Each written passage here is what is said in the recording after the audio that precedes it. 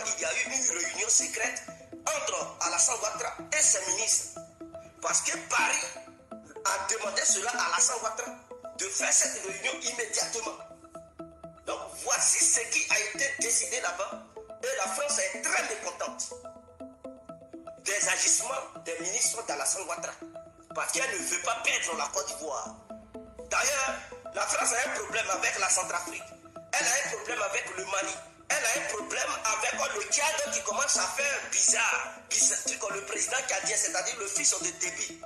Et les ministres de Ouattara agissent comme ça. Si il y a un soulèvement et que Ouattara perd le pouvoir, mais si un nouveau leader vient, qu'il soit du RADP ou qu'il soit de l'opposition, et que la France n'arrive plus à le maîtriser, c'est un danger pour la France parce qu'elle risque aussi d'avoir des problèmes avec d'autres puissances étrangères sur le territoire ivoirien.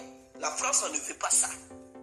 Elle veut coûte que coûte bien garder la Côte d'Ivoire, surveiller bien la Côte d'Ivoire et surveiller lui le pouvoir.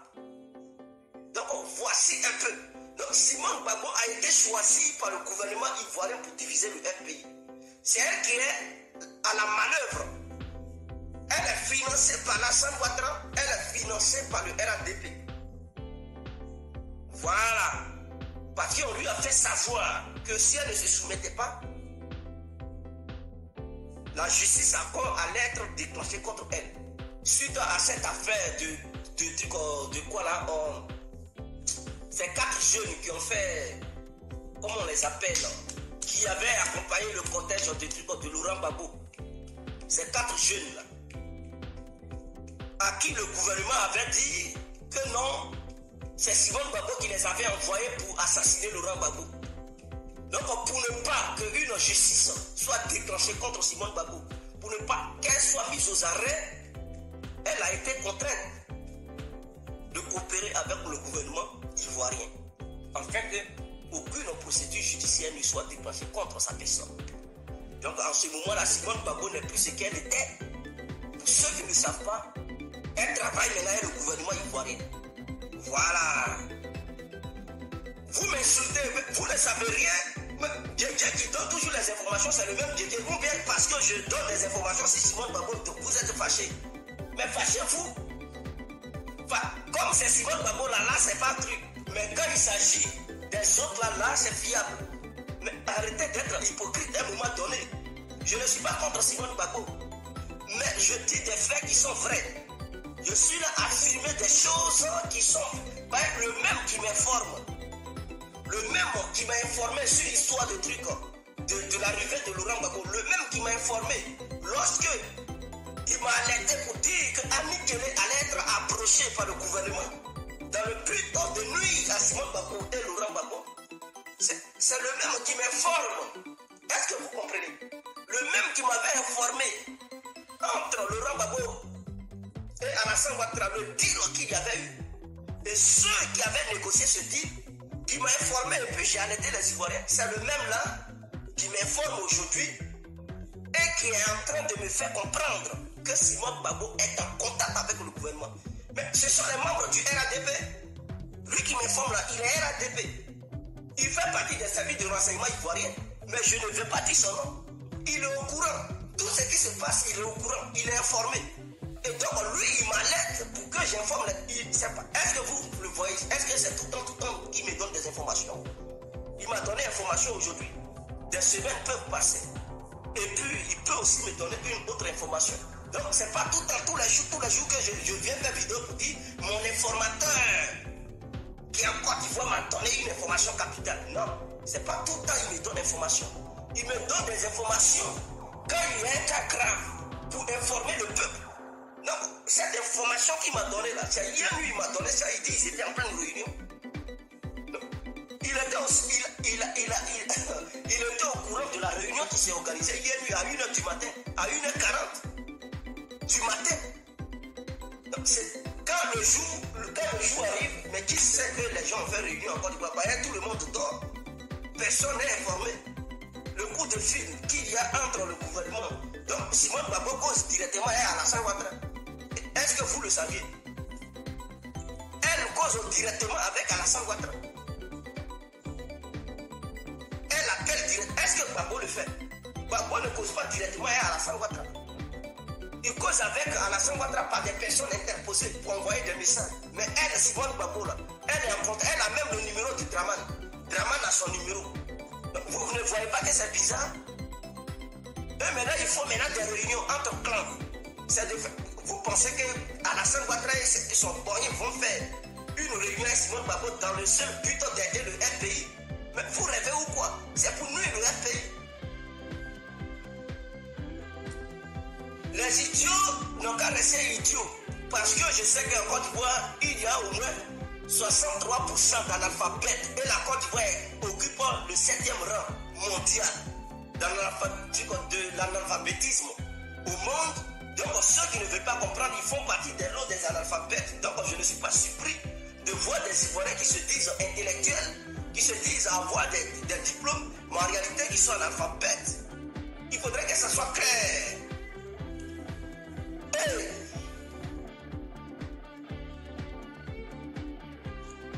Non, Touri Mako. De la manière il avait été informé des manœuvres d'Afi Nguessan, est-ce que quand il est venu là, vous l'avez vu remercier Afi Nguessan? Oh pourtant, c'est lui qui a été désigné comme président du FPI, le Front Populaire Ivoirien. Avez-vous déjà vu Laurent Gbagbo faire? Non. Parce qu'il sait ce que Afi a fait et il sait ce que Afi fait. La collaboration entre Afi et le gouvernement, Gbagbo est au courant. Et Laurent Gbagbo a été informé par la collaboration entre Simone Gbagbo et le gouvernement. Est-ce que vous comprenez? Donc c'est ça le vrai problème.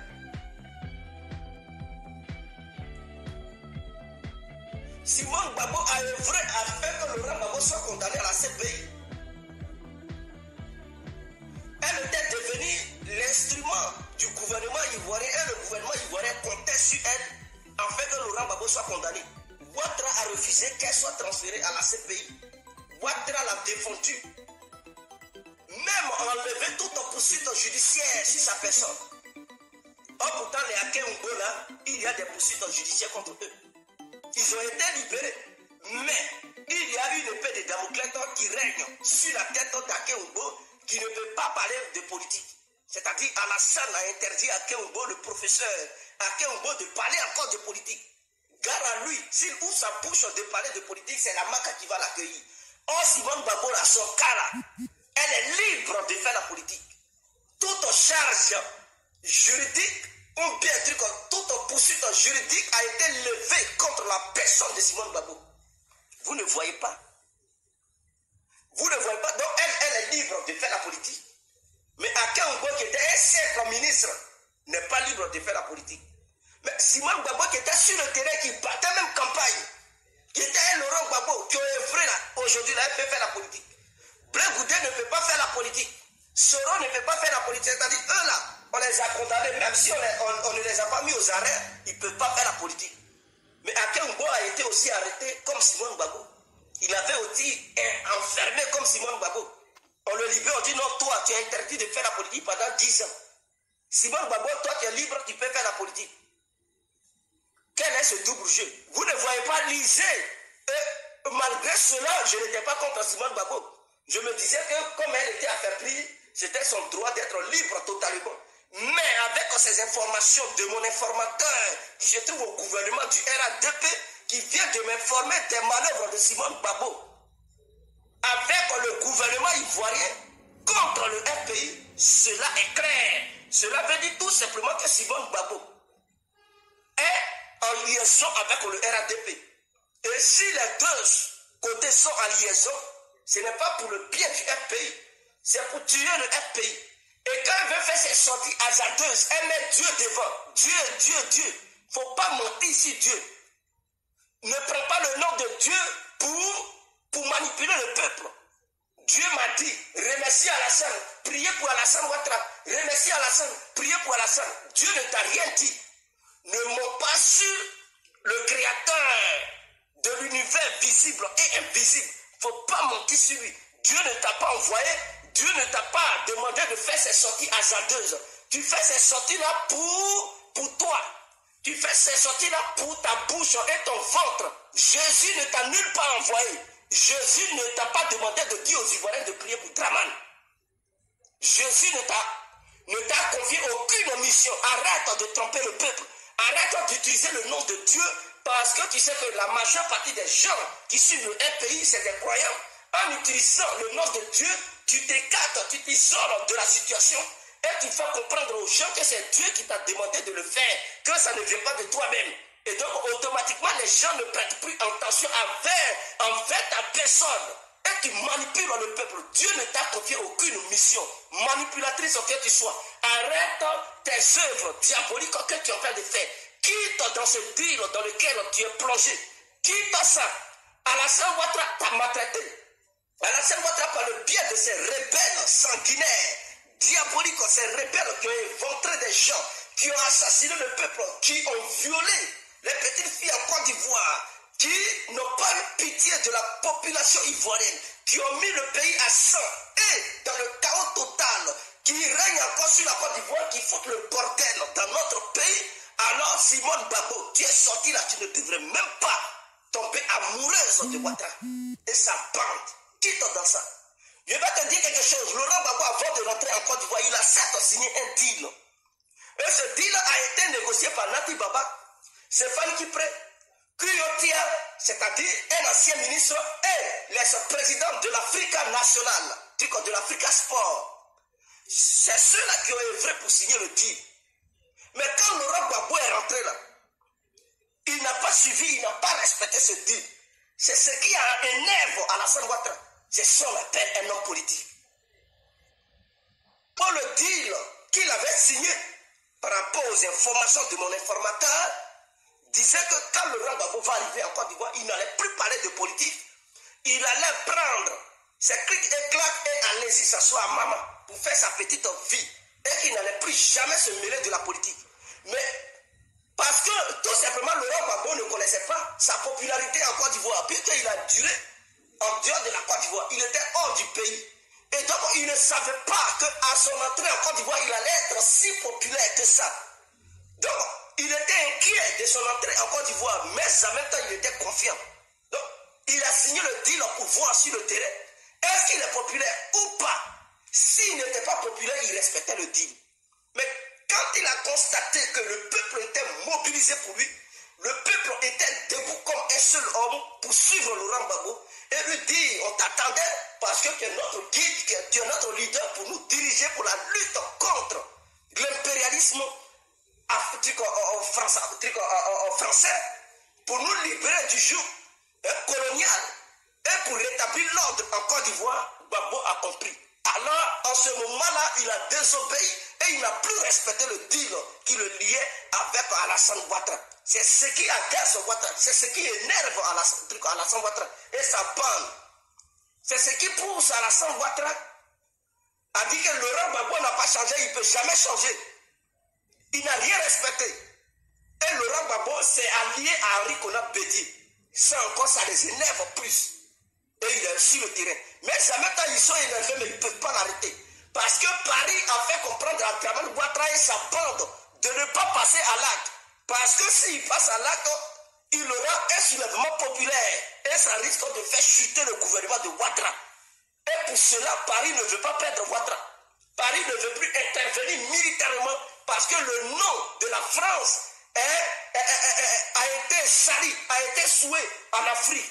Et donc intervenir militairement pour tuer encore le peuple ivoirien, cela ne va plus pousser, ça ne va plus donner une bonne image à la France. Les autres pays qui vont vouloir se protéger de l'interventionnisme français seront dans l'obligation de se lier avec d'autres puissances étrangères. Paris ne veut plus voir ça. Alors, étant mécontent, Draman Ouattara et sa bande étant mécontent de voir Laurent Gbagbo circuler en Côte d'Ivoire, faire ce qu'il veut dans la politique, ils ne veulent pas, mais ils sont contraints. Ils ne peuvent pas l'arrêter, ils ne peuvent pas le convoquer. Et ils sont agacés. Ils ne sont pas d'accord de cette alliance qui lie à Laurent Gbagbo et Bédié parce que ce n'est pas bon. Ils savent que c'est une alliance qui est très forte et qui peut faire chuter le RADP. Mais qu'est-ce qu'il faut faire? Ils ne peuvent rien faire. Alors il faut l'éliminer. Ou soit il faut démanteler le FPI Et Simone Gbagbo est mieux placée, elle a été choisie pour affaiblir le FPI plutôt. Il faut affaiblir le FPI et Simone Gbagbo a été choisie. Elle va diviser le FPI. Et une fois que le FPI sera divisé, parce qu'Afi, lui, contre prix, il ne peut rien faire.